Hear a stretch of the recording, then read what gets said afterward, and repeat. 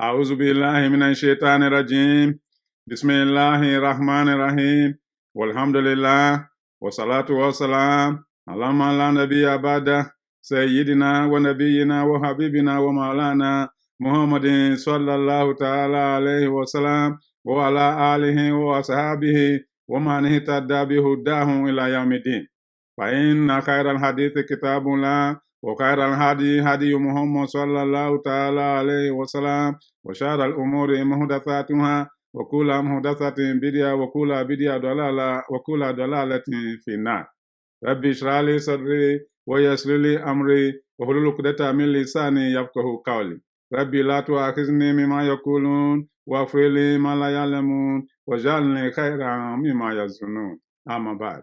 My dear brothers and sisters in Islam, Assalamu alaikum wa rahmatullahi ta'ala wa barakatuh. Welcome to the House of Dua.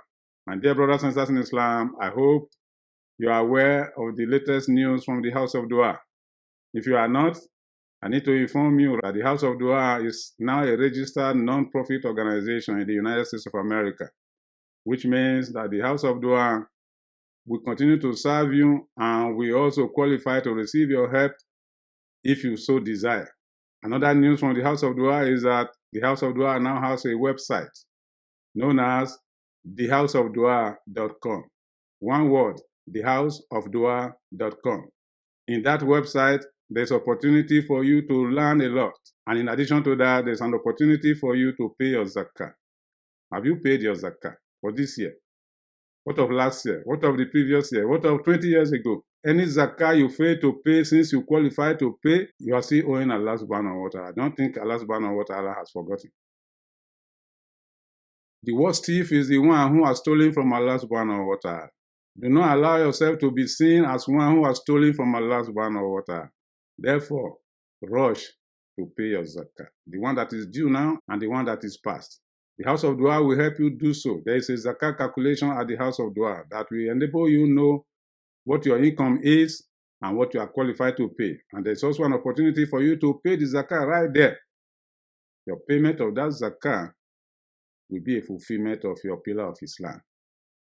In addition to that, there are other things you can learn from the House of Dua. You are also free to make a donation to the House of Dua if you so desire. But let me tell you, whatever you donate is also tax deductible. If I were you, therefore, I will rush to the House of Dua to be among the first 20 people to give a precious gift to the House of Dua. Are you ready to do that? Go ahead and do so. And it will be accepted from you as sadaqah. Allah subhanahu wa ta'ala will reward you abundantly. My dear brothers and sisters in Islam, welcome to today's presentation, which is coming to you from the House of Dua. In today's presentation, we are continuing our discussion on the parables from the Quran. And today we are bringing to you the parables on the act of shirk, associating partnership with Allah subhanahu wa ta'ala, the greatest of all the great sins that any human being will commit. My dear brothers and sisters in Islam, shirk is an Arabic word that refers to setting up rivals or having partnership with Allah subhanahu wa ta'ala in worship or even in your deeds. It is a highly prohibited sin in Islam. Abdullah ibn Mas'ud radiallahu anhu asked the Prophet sallallahu ta'ala alayhi wa sallam, Ya Rasulallah, tell me the greatest sin in Islam. Tell me the greatest sin that anyone will ever commit. And he told him right away to associate partnership with Allah, to set up rivals with Allah, knowing fully well that Allah subhanahu wa ta'ala is your creator and is the only one who should be worshipped.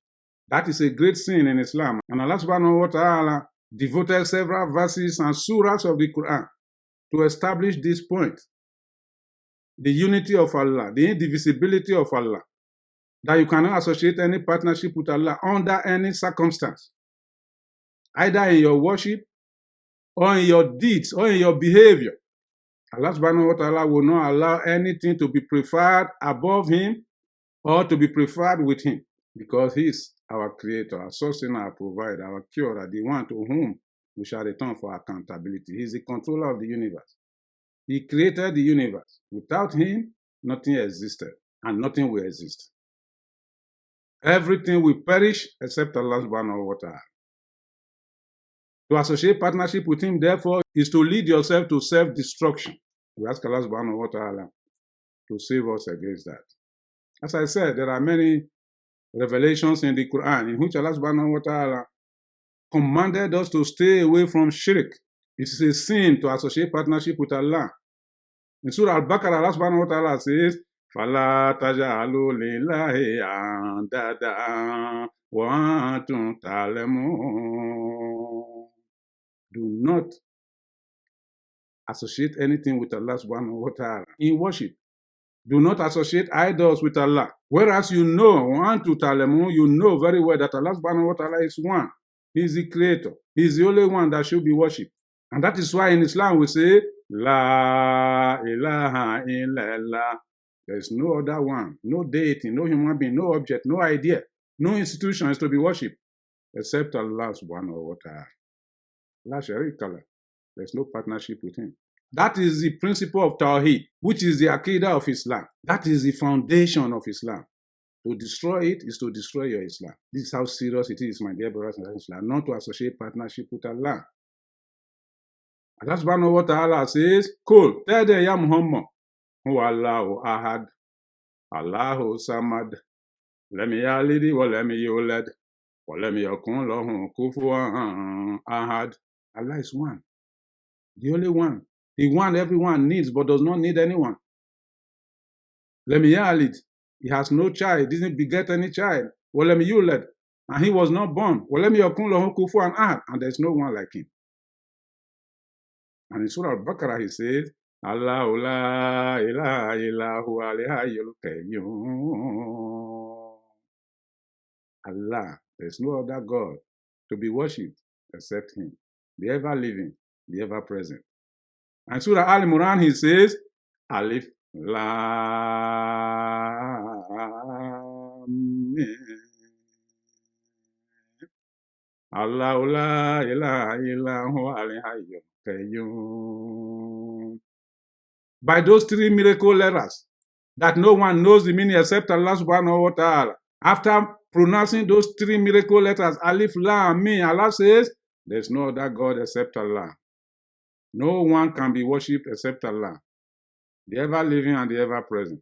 And in Surah Al-Isra, which is chapter 17 of the Holy Quran, Allah subhanahu wa ta'ala declared, وَقَدَّى رَبُّكَ أَلَّا تَعْبُدُوا إِلَّا إِيَّاهُ. Your Lord has commanded, your Lord has obligated upon you to worship no other one except Allah subhanahu wa ta'ala, except him alone. My dear brothers and sisters in Islam, to associate partnership with Allah, therefore, is a big sin. And I encourage you to stay away from it. If you have ever been involved in it, make istighfar. Ask Allah to forgive you. Amend your ways before it's too late. My dear brothers and sisters in Islam, many of us indeed make the mistake of committing shirk. There are several manifestations of shirk, beginning from idol worshipping to something as little as show off, letting people see you in your action, seeking people's praise, self-exaltation, doing things not for the sake of Allah, but for people to praise you. That is one of the shirk asghar, what we know as minor shirk. Whether it's minor or major, Allah will not accept it from you. And the major ones include worshipping idols. Whether that idol is the grave of your father, or the graveyard of your community, or the biggest tree in your area, or the culture of your people, it is shirk. We should stay away from it. It is also an act of shirk to worship Allah subhanahu wa ta'ala, believing that he has a child or a deputy or somebody special through whom you can reach him, or believing in something that can be an intermediary between you and Allah subhanahu wa ta'ala. These are the major forms of shirk, and it is an act of shirk for us in a moment of difficulties to call on something other than Allah subhanahu wa ta'ala. Allah subhanahu wa ta'ala says, in a moment of difficulties, we should call on him. وَقَالَ رَبُّكُمْ ادْعُونِي أَسْتَجِبْ لَكُمْ. Your Lord has declared, call on me, and I will answer you. And when you are calling,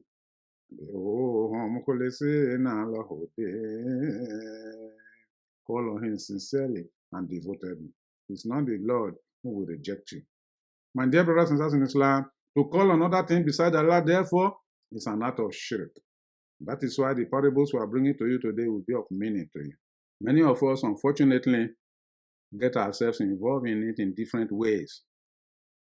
In today's life, where there are so many activities, where people are not ready to find out the truth, they are not ready to learn, they stay away from the Quran, we find ourselves mixing our good deeds with bad deeds. Especially in the areas of funerals, in the areas of marriage, in the areas of celebrations.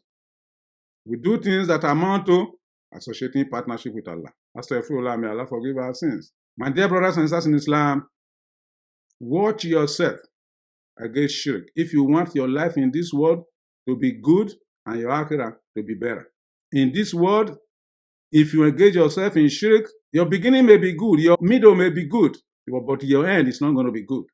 Or both of them, or all of them, will not be good. Trust me. The Prophet sallallahu ta'ala alayhi wa sallam, the hadith narrated by Abu Hurairah radiallahu anhu says, Man amila amalan wa sharaka fihi ma'iya ghairi taraktuhu wa shirkahu. Whoever does any good deed, and in that deed include anything that amount to associating partner with Allah, Allah subhanahu wa ta'ala says, I will leave that person with the deeds he has done and the thing associated with Allah.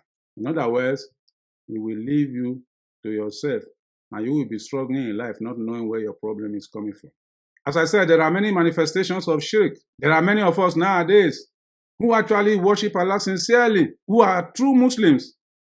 But when something adverse affects us, like sickness, like decline in wealth, like loss of loved ones, then we go outside Islam consulting oracles, consulting babalawos, jadoo makers, going to join Ogboni societies and other secret organizations. Why? Because we want answers to what has happened to us. We want a way out. Allah subhanahu wa ta'ala says people who do that, they are actually engaging in exercise in futility. That's why the parables we are bringing to you from the Quran today are so important. Allah subhanahu wa ta'ala revealed several parables in the Quran about you who associate partnership with Allah, and about the partner you associate with Allah, and about both of you in your relationship with Allah subhanahu wa ta'ala. In Surah Al-Hajj, which is chapter 22 of the Holy Quran, Allah subhanahu wa ta'ala made a parable with those things that you are calling upon, those objects that you are calling upon, beside Allah subhanahu wa ta'ala. Ya ayyuhan nas, duriba mathalun fastami'u la, inna allazina tad'una min dunillah la yakhluqu zubaban wa la yashtamu la. وَإِنْ يَسْلُبْهُمُ الذُّبَابُ شَيْئًا لَا يَسْتَنْقِذُوهُ مِنْهُ ضَعُفَ الطَّالِبُ وَالْمَطْلُوبُ. In this parable, Allah subhanahu wa ta'ala is describing to us the comparison of those things that you call upon beside Allah subhanahu wa ta'ala. What are they and what can they do? Allah subhanahu wa ta'ala says, those things you call upon beside Allah subhanahu wa ta'ala, لَا يَخْلُقُ ذُبَابًا شَيْئًا. They cannot create a fly. Allah subhanahu wa ta'ala is the creator of the entire creation. But these objects that you are calling upon cannot create a fly. When yaslubuhum zubabu shay'an, if a fly were to fly around and snatch something away from you like a piece of bread, la yastankizuhum, meaning those things you are calling upon cannot take that thing back away from that fly and give it back to you. Why? The one who is being pursued and the one who is pursuing him, both of them are weak before Allah subhanahu wa ta'ala. In other words, the idol you are calling upon, as well as you who is calling on the idol, you are both weak before Allah subhanahu wa ta'ala. This is what we call the parable of the fly, in which Allah subhanahu wa ta'ala is reminding us that those things you are calling upon cannot help you. They can't. In Surah Al-Ankabut, Allah subhanahu wa ta'ala also gave a parable of you who is calling upon those things.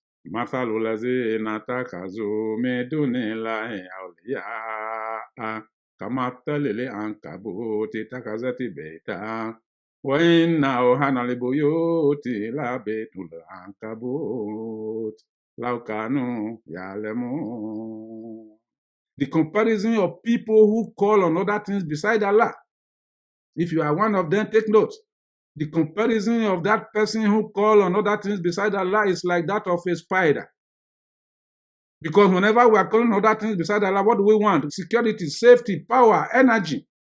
Allah says, those who are seeking such power, energy, and safety from objects, you are like a spider who has built a web around yourself, thinking secured, thinking safe.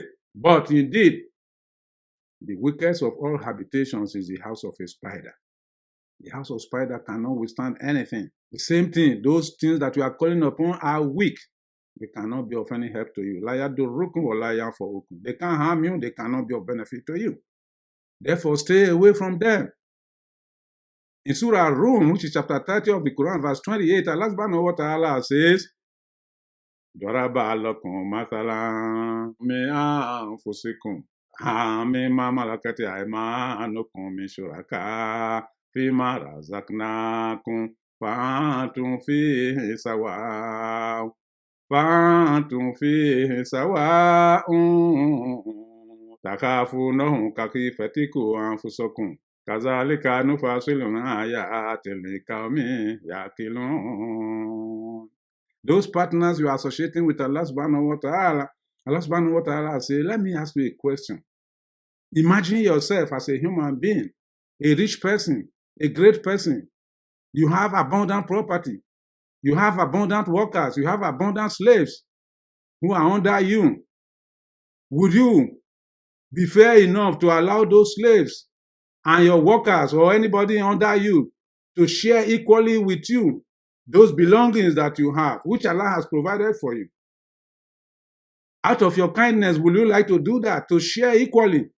Why do you want to share the worship between Allah and those things that you are associating with Him? My dear brothers and sisters, this is a very serious parable, a serious explanation on what Allah subhanahu wa ta'ala wants us to understand, that He's not ready to tolerate anybody sharing worship between Him and any other thing.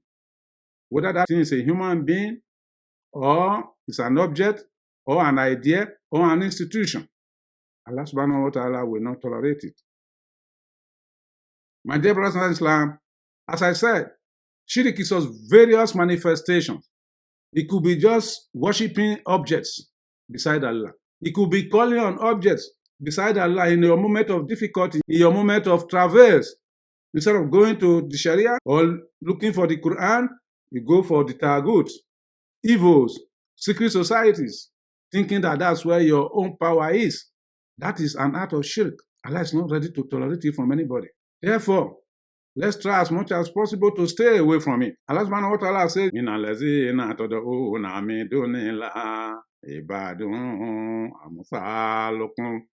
those things you are associating with Allah subhanahu wa ta'ala, they are nothing but slaves of Allah as well.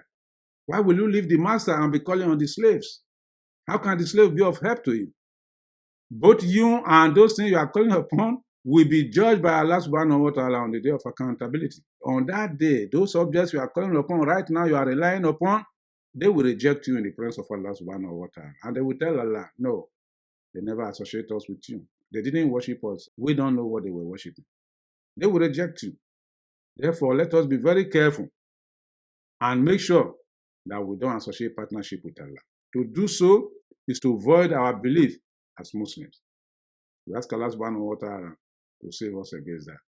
My dear brothers and sisters in Islam, these parables are very important for us to understand that Allah subhanahu wa ta'ala will not allow us to associate partnership with Him. So if you do, try and stay away from it. Ask Allah for forgiveness. Pray to Allah. Ask for help, and He will be willing to help you. Seek out help from those who know how to reach out to Allah. Come to the house of dua, for example. We have a way of helping you to reach out to Allah subhanahu wa ta'ala. And by the mercy of Allah, your needs will be met. We ask Allah subhanahu wa ta'ala to take shaitan away from our lives. As I said, the House of Dua now has a website. You can log in at any time, thehouseofdua.com. You will find a lot of information that will benefit you. And if you have any suggestion to make, you can make a suggestion at the House of Dua as well. If you have not paid your zakah, go ahead and pay your zakah. If you desire to help the House of Dua, go ahead and make a donation. Be among the first 20 to make donation to the House of Dua. It will be of great benefit to you. We ask Allah subhanahu wa ta'ala to make life easy for us. Take shaitan away from our lives and take our lives far away from the shaitan. Subhanallah wa bihamdi, subhanaka Allahumma wa bihamdik, nashhadu an la ilaha illa anta, nastaghfiruka wa natubu ilayk.